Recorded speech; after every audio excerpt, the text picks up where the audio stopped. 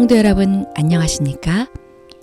이 시간은 개인적으로 묵상하면서 오늘의 말씀을 통해 하나님의 음성을 듣고 깨닫도록 성령 하나님의 능력을 구하는 시간을 갖겠습니다.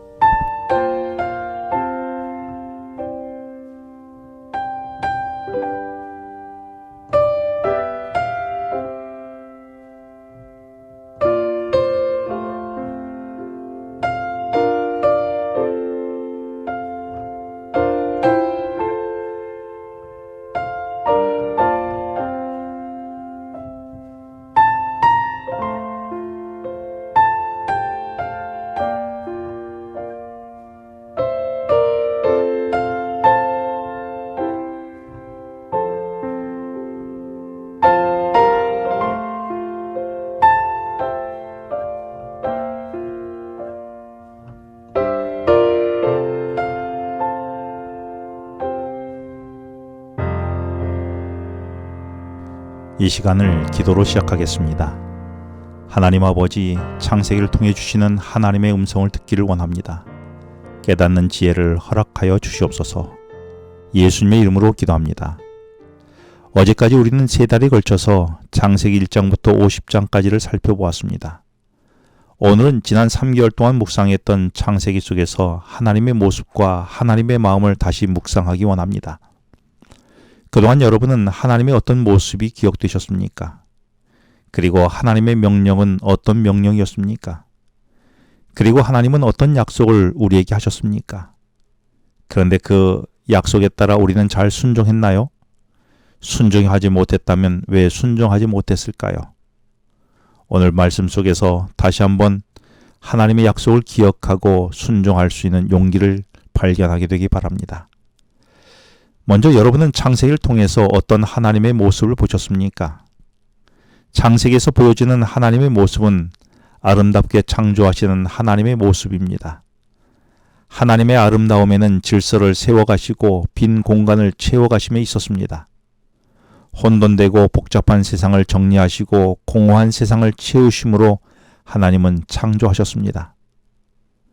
안타깝게도 죄로 인해 창조의 질서가 파괴되었습니다.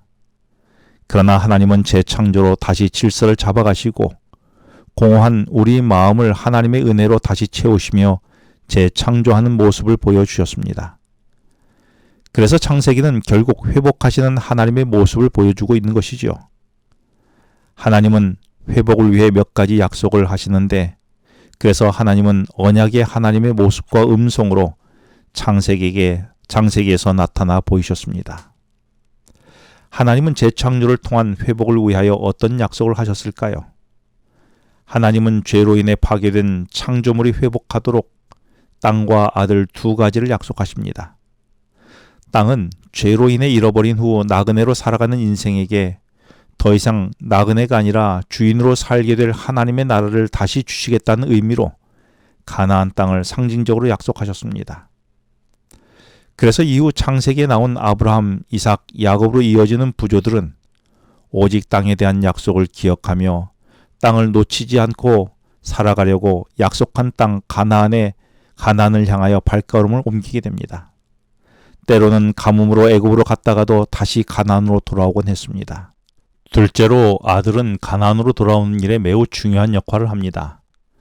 약속한 아들을 통해 이스라엘은 큰 민족을 이루어 약속의 땅으로 돌아오게 되지요.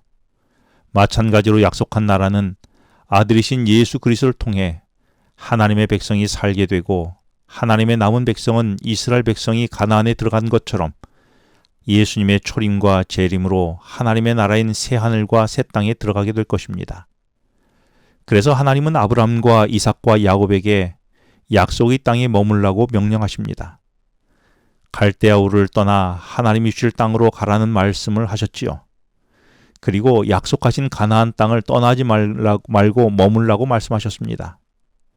그리고 무엇보다도 타락한 가인의 후손과 섞이지 말고 살라고 말씀하십니다.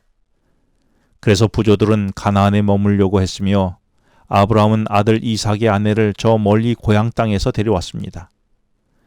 그런데 에서를 비롯한 몇몇 후손들은 가나안 여인과 혼인관계를 섞이면서 세상을 사랑하게 되고 하나님을 떠나게 됩니다.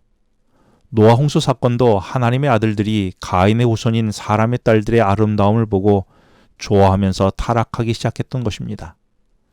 그 결과 하나님이 사람 지으심을 한탄하실 정도로 타락하게 되었지요.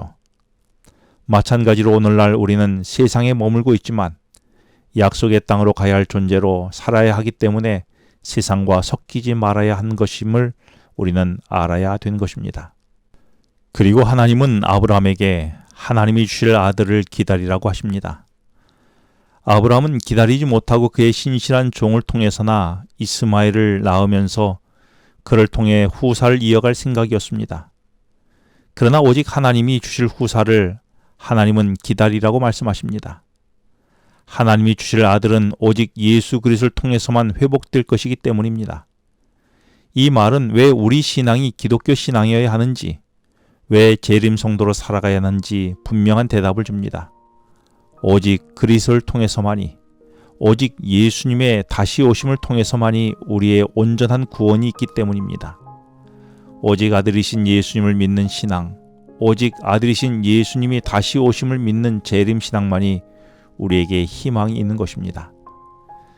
우리는 하나님의 명령과 약속에 잘 순종하며 믿고 따르고 있습니까?